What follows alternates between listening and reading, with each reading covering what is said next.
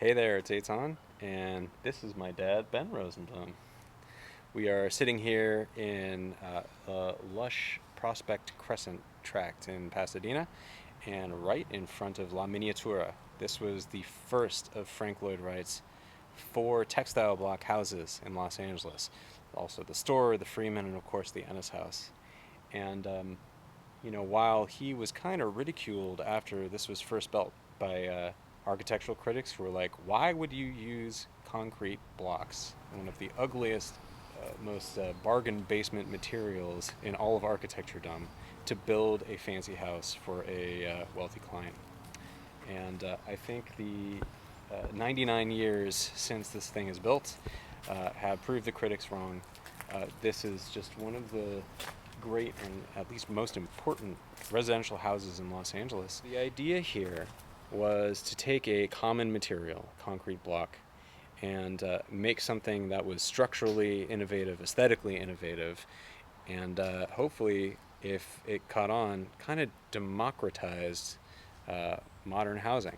So this was something that Wright believed anybody could take and build his almost like building block style.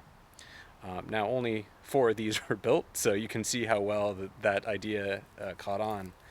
But it really is a magnificent house, even just from the outside here. This is all we can see. A little bit about the client. Her name was Alice Millard, and she was a rare book dealer. She was the widow of George Millard, who she met in Chicago, and they were sort of like a rare booksellers to the stars at the time. And Wright had actually built a house for them out in Illinois, outside of Chicago. And when she moved here in the 19 teens, I believe, George died, and then she commissioned Frank Lloyd Wright to build this house. So she was very open to Wright's ideas. I mean, this was an unproven building method, unproven style. But she was down with this Mayan revival style. She was down with trying these textile blocks, and she was apparently pretty happy with it.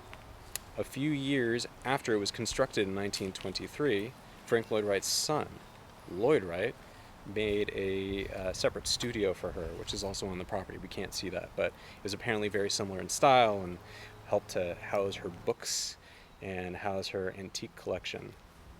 And it looks really beautifully landscaped, which is another Lloyd Wright hallmark.